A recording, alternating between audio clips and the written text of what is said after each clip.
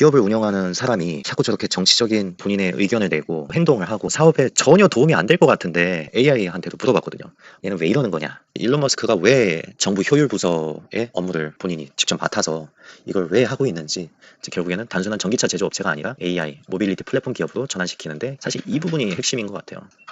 테슬라의 주가는 2,600불이다. 미국이 비트코인을 전략적으로 보유할 가능성도 있다. 원화의 혜택이 오지는 않을 것이다. 환율이 지금처럼 1,300원대, 1,400원대에 고착화돼서 하락 없이 횡보할 것 같다. 이 AI는 한다는 소리가 달러 당분간은 내려가지 않을 것 같다.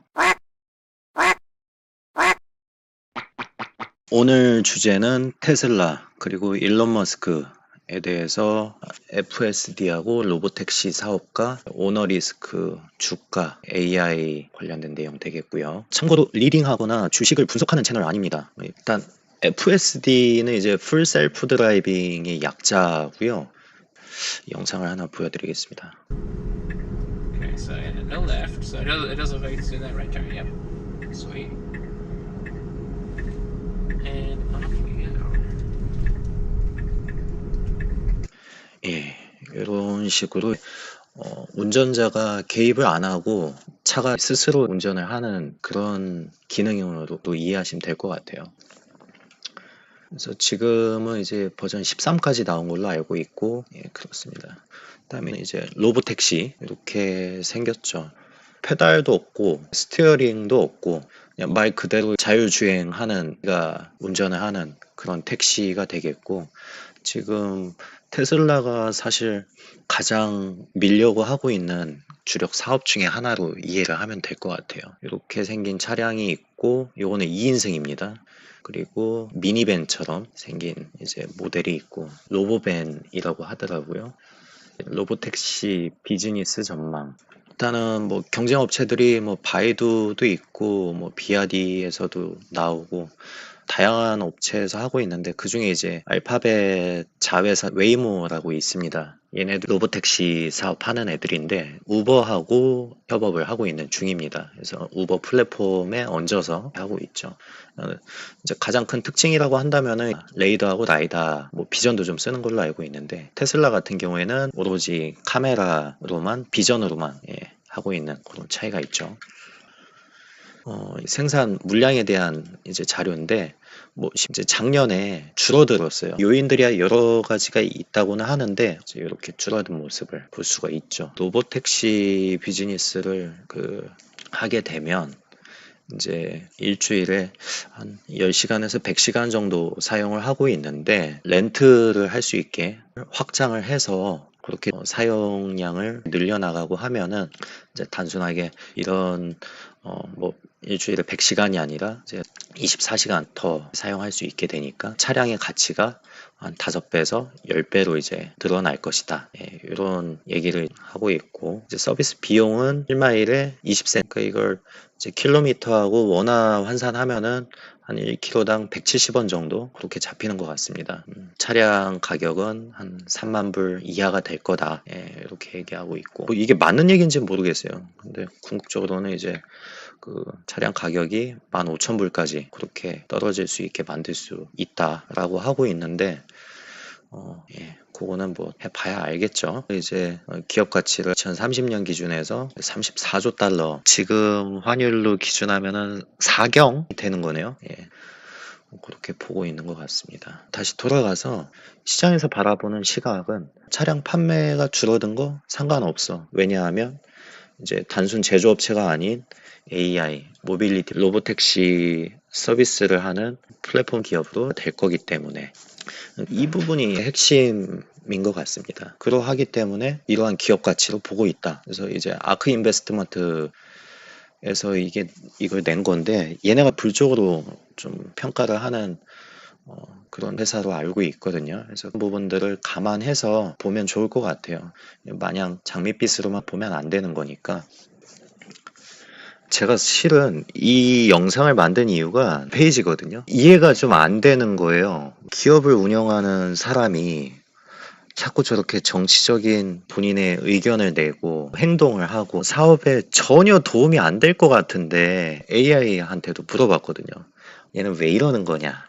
에 대한 내용이고요. 일론 머스크가 왜 정부 효율 부서의 업무를 본인이 직접 맡아서 이걸 왜 하고 있는지 그 뒷 배경부터 해서 참고로 공정성을 위해서 그록을 썼습니다. 그록은 일론 머스크가 투자한 AI 여기에 직접 물어봤어요. 질문을 왜 일론 머스크가 정치적 행보를 보이고 목소리를 내고 관여를 하고 그런 배경에 대해서 그리고 미국의 국가 부채 이런 것들을 좀 분석을 해달라고 했더니 이렇게 나왔습니다. 그래서 현재 기준에서 미국의 국가 부채가 36조 달러를 넘어섰다고 합니다. 얘네 GDP 대비해서도 이미 100%를 달성을 한 거죠. 그러니까 매년 1조 달러 이상의 적자를 기록을 하면서 이게 계속 유지가 되는 것도 아니고 이렇게 우상향을 하고 있는 중인 거죠. 그런 상황에서 부채에 대한 이자 비용만 1년에 2024년 기준에서 1조 달러를 초과를 했다고 합니다.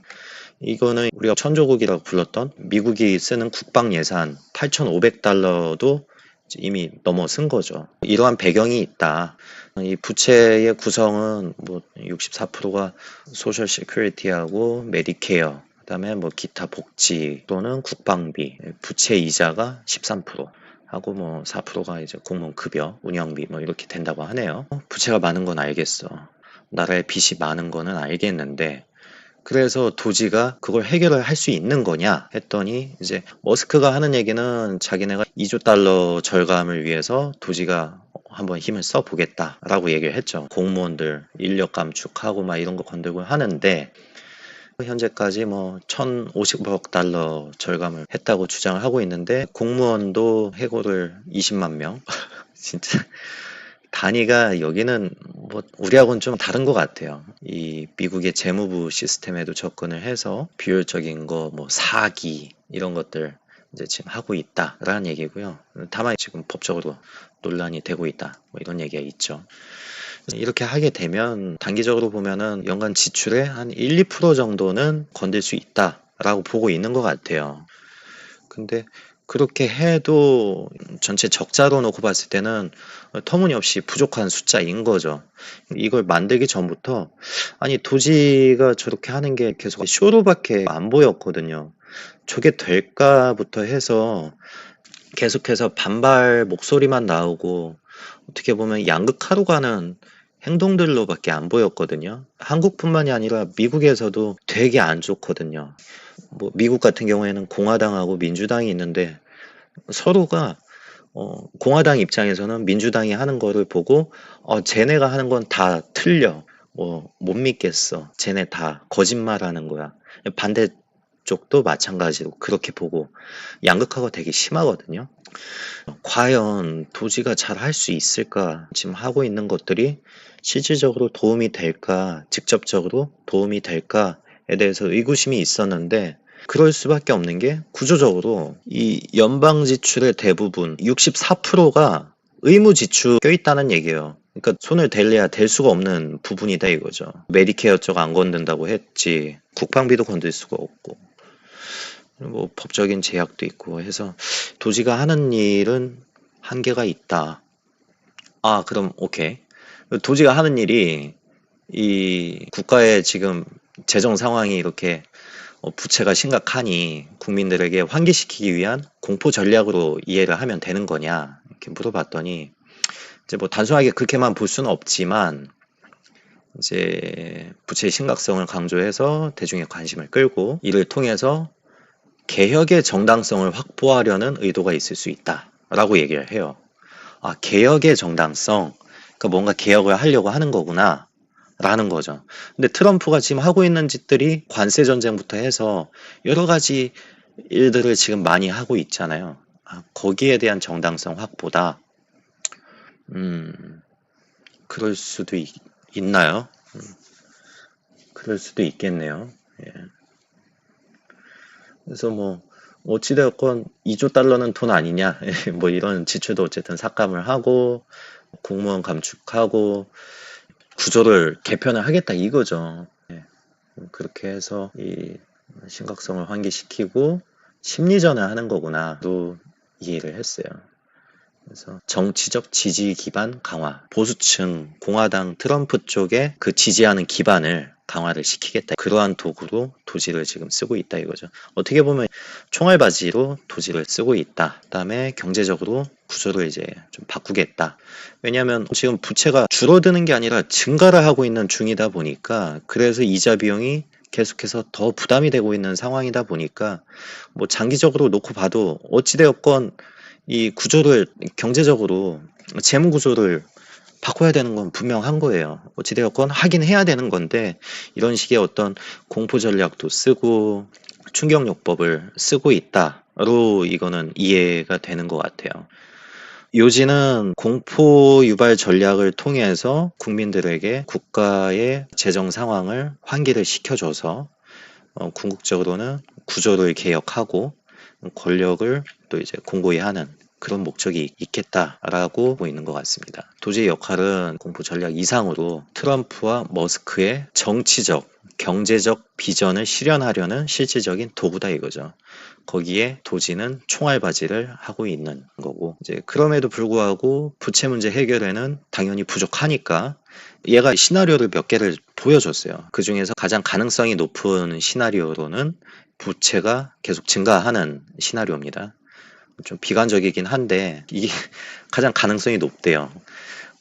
달러의 기축통화가 붕괴가 되지는 않겠지만 점진적으로 약화로 갈 가능성이 높다. 그 다음에 금이나 비트코인 같은 것들이 보수적인 자산의 성격으로 미국이 비트코인을 전략적으로 보유할 가능성도 있다.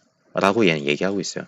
트럼프가 이 디지털 화폐에 대해서 당선 전부터 친화적인 발언을 하고 있었거든요. 이것도 가능성이 있겠고, 국방비 50 이런 삭감은 현실적으로 말이 안 되는 거고, 그거보다는 부채 감축은 복지나 행정비 축소로 이루어지지 않겠냐라는 것 같고요. 그러면 달러가 기축통화로서 실각을 할 수도 있을까? 제가 극단적인 질문도 했거든요. 그랬더니 미국이 달러를 기축통화로 포기하지는 않겠지만 부채 문제가 심화되면 결국에는 다중통화 체제로서의 전환이 가속화될 수가 있다. 달러금 그리고 디지털 자산 이렇게 해서. 그래서 도지의 활동은 미국 재정의 근본적인 문제를 해결한다기보다는 정치적 쇼맨십 그리고 단기적 절감에 치중을 하고 있다. 달러에 대해서 또 질문을 해봤습니다. 지금 원달러 환율이 굉장히 높잖아요. 달러가 점진적으로 약화된다는 가정, 원달러 환율이 1,100원대로 회귀할 가능성이 있냐라고 질문을 했습니다. 일단 가능성 1 같은 경우에는 미국 경제 성장률이 이제 GDP 성장률이 1% 이하로 떨어지면이 이제 전제 조건이 돼야 되겠죠. 현재 얘네가 한 2% 정도 하고 있는 걸로 알고 있습니다. 금리가 하락하고 오늘자 기준하면은 연준이 금리 인하도 하지 않고 동결하겠다라고 얘기를 하고 있죠. 지금 4%대고 이거 이제 3% 이하로 낮췄을 때, 그리고 한국의 경제가 회복이 됐을 때, 근데 이 경제 회복이라는 개념은 수출이 좀 증가할 때 이런 것들이 적이 되면은 원화가 강세로 그리고 달러가 약세로 돌아서면서 자연스럽게 환율이 현재 1,467원인데 여기에서 뭐 1,200원, 1,100원대로 회귀할 수 있지 않겠냐라고 한 40% 확률로 이렇게 된다고 보고 있네요. 그 다음에 가능성 2는 이제 달러가 약화가 됐는데도 불구하고 환율이 유지된다 이거예요. 그러니까 한국의 금리가 동반 하락을 했을 때 사실 이게 가능성이 좀 높아요. 한은은. 예. 금리가 지금 더 낮추려고 하고 있죠. 그 다음에 지정학적인 리스크를 또 얘기하는데 이 남북 그리고 중국과의 무역 갈등으로 우리가 두들겨 맞는 거죠. 중국한테도 두들겨 맞고 북한에서 또 쓸데없는 긴장감 뭐 미사일을 쏜다든지 이런 것들이 됐을 때 또 거기에 환율이 요동칠 수 있다. 그 다음에는 글로벌 통화 경쟁이라고 해서 달러가 약화가 되지만 그럼에도 불구하고 금이나 비트코인 같은 걸로 혹은 뭐 브릭스가 됐든 이 기축통화 부분이 분산이 되면은 원화에는 또 직접적으로 이게 달러 약화로 원화에 혜택이 오지는 않을 것이다.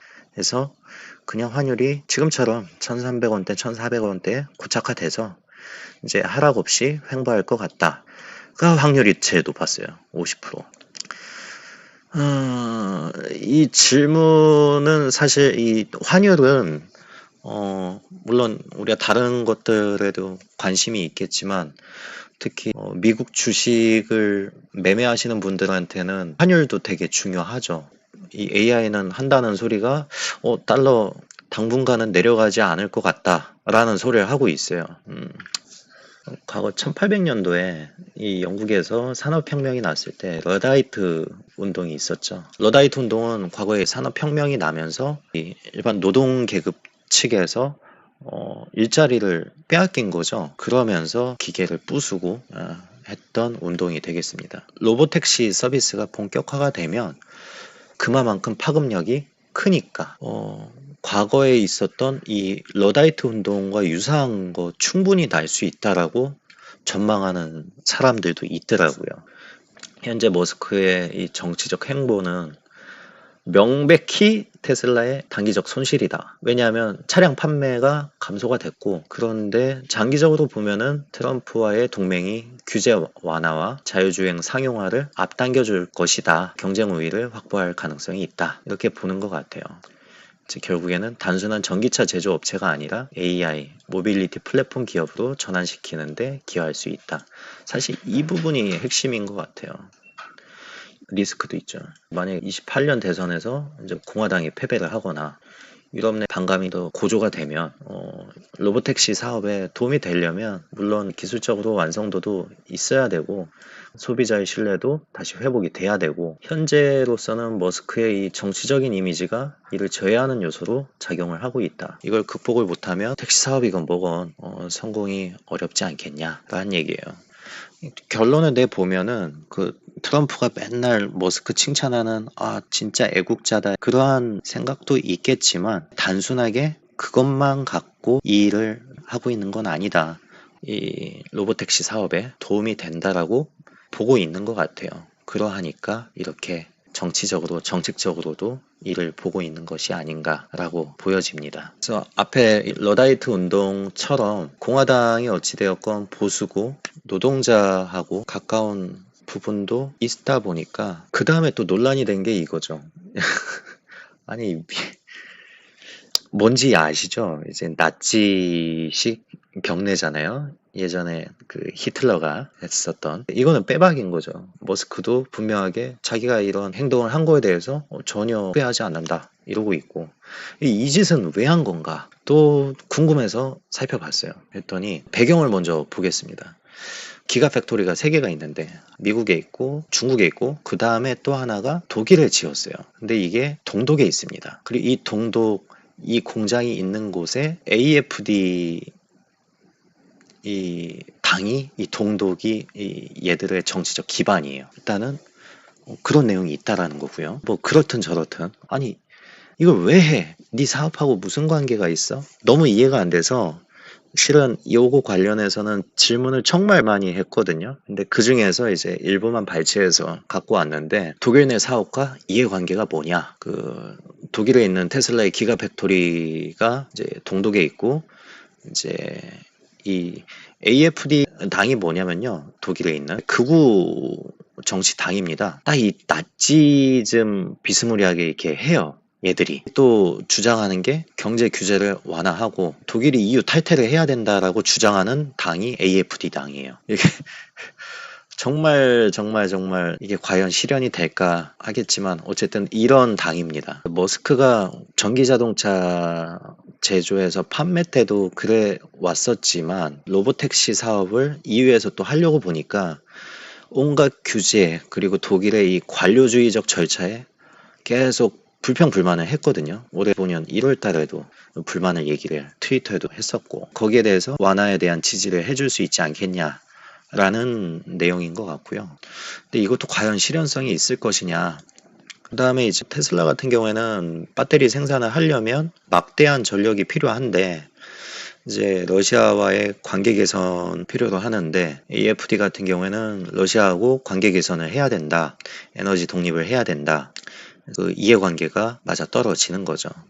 그래서 AFD 당을 지지하는 지지층도 동독에 있고 그쪽에 기가 팩토리가 또 위치해 있다 보니까 이런 것들이 맞아 떨어져서 이 짓을 한 게 아니냐라고밖에 해석이 안 되고요. 이거 말고는 없어요. 이거 말고 뭐 아무리 생각을 해봐도 사업하고의 이해관계는 찾을 수가 없더라고요.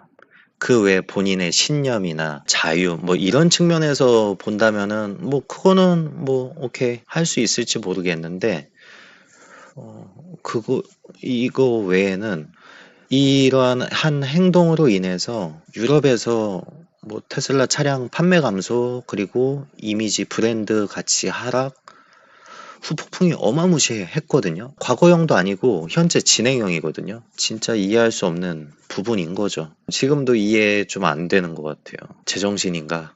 이 생각밖에 안 들어요. 네, 뭐 약을 한 것 같지도 않고 그렇습니다. 이제 부정적인 측면부터 보자면 관련 일자리가 57에서 76% 정도가 사라질 거라고 합니다. 주가 아마도 운송업 하시는 분들, 택시기사나 이런 분들의 일자리가 대부분이 사라진다고 그렇게 보는 것 같아요. 그 다음에 그 로보택시로 인해서 차량 운행량이 증가할 것이다. 이거 우버 때도 이랬거든요. 동남아 같은 경우에는 그랩 많이 쓰는데 내세웠던 공유 서비스니까 교통량이 줄어들 거야 라고 했는데 실질적으로는 교통량이 증가했어요. 로보택시도 마찬가지로 교통량이 오히려 증가할 것이다. 비어있는 로보택시가 승객을 픽업을 하기 위해서 빈 도로주행을 한다 이거죠. 대중교통 이용량이 감소가 될 것이다. 타다하고 카카오 때도 마찬가지였고 이 택시 기사분들께서 데모하고 난리도 아니었었잖아요. 그런 일이 똑같이 혹은 더 반발이 심할 것이다. 이렇게 보고 있는 거죠. 우리나라뿐만이 아니라 미국도 마찬가지거든요. 그 다음에는 이제 긍정적인 측면인데 이것도 이제 아크 인베스트먼트에서 따왔습니다. 일단은 얘는 되게 포괄적으로 긍정적인 측면이 정말 많다고 설명을 하고 있어요. 1년에 교통사고로 사망하는 사람 수가 20에서 150만 명이 감소할 거랍니다. 아무래도 사람이 운전을 하면 운전하면서 뭐 휴대폰을 본다거나 음주운전을 한다거나 전방 부주의라거나 여러 가지들이 있는데 로보택시 같은 경우에는 그런 이슈가 없겠죠. 교통사고가 현저히 줄어서 전 세계적으로 이렇게 교통사고로 인한 사망률이 감소할 것이다. 이렇게 보고 있는 내용이고 전 세계적으로 뭐 GDP가 올라간다 막 이런 얘기가 써 있어요. 운전을 하시는 분들의 1년에 420시간 운전을 하는데 생산적으로 이 시간을 쓸 수 있다. 바꿔 얘기하면 직접 운전할 필요 없이 운전을 대신 해주는 시간 동안에 나는 차에서 뭐 유튜브를 보든 넷플릭스를 보든 아니면 뭔가 생산적인 일을 할 수 있다는 얘기죠. 이 로보택시 사업으로 인해서 전 세계 GDP가 2030년 기준에서 20%가 상승한다고 그렇게 얘기하고 있어요. 이만큼이 더 늘어난대요. 주가는 어떻게 될 것이냐. P인데 비아디나 도요타, 메르세데스 비교하면은 높게 돼 있어요. 이것만 봐도 시장에서 일반 제조업체들로만 보고 있는 게 아닌 거는 분명하다. 미래 가치가 선반영이 많이 돼 있다라고 볼 수 있는 거죠. 뭐 애플이나 아마존 이런 데하고만 비교해 봐도 똑같아요. 다 2배 이상, 막 3배, 4배 막 이렇게 돼 있어요. 로보택시하고 로봇 사업으로 가장 밸류어블 컴퍼니 얘기하고 있고 일론 머스크는 매드 사이언티스트 퍼서널리티 미친 과학자 새끼이지만 그럼에도 불구하고 진짜 기술적으로 항상 프로프한다. 이 회사의 밸류에 대해서 투자 회사들이 뱅크 오브 아메리카, 모건 스탠리네 이런 데 하는 얘기가 테슬라의 가치가 어디서 오냐? 이제 21하고 뭐 17% 로보택시, 그 다음에 34% 로봇. 이거 휴머노이드 얘기를 하는 것 같죠.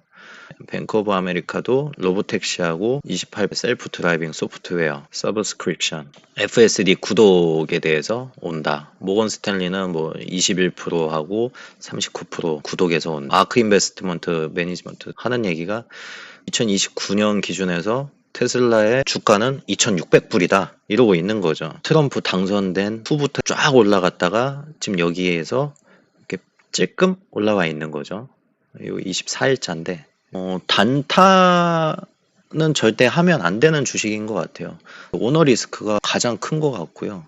사업을 전환을 하려고 하는 시점이다 보니까 그래서 이 밸류에 대해서도 과거에 봤던 그 밸류보다 더 크게 보는 것도 문제가 되지 않는다도 맞는 얘기인 것 같아요. 충분히 그 이상 갈 만한 가치는 보여주고 있다. 오너가 제시를 하고 있다는 분명한 것 같아요. 다만 이게 신규 사업이고 없던 사업을 하는 부분이다 보니까 거기에서 오는 리스크들, 이제 규제나 정책적으로 바뀌어야 될 부분.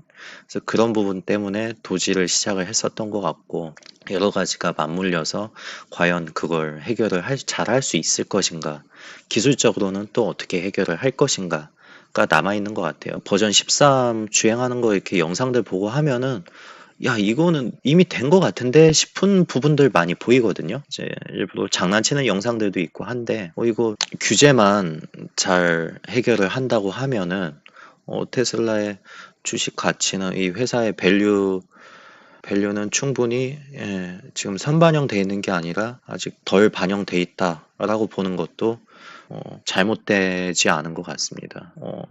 장기 투자한 올해가 2025년이니까 2030년까지 테슬라 주식 쥐고 간다고 하면은 그러면 투자할 만한 부분인 것 같아요.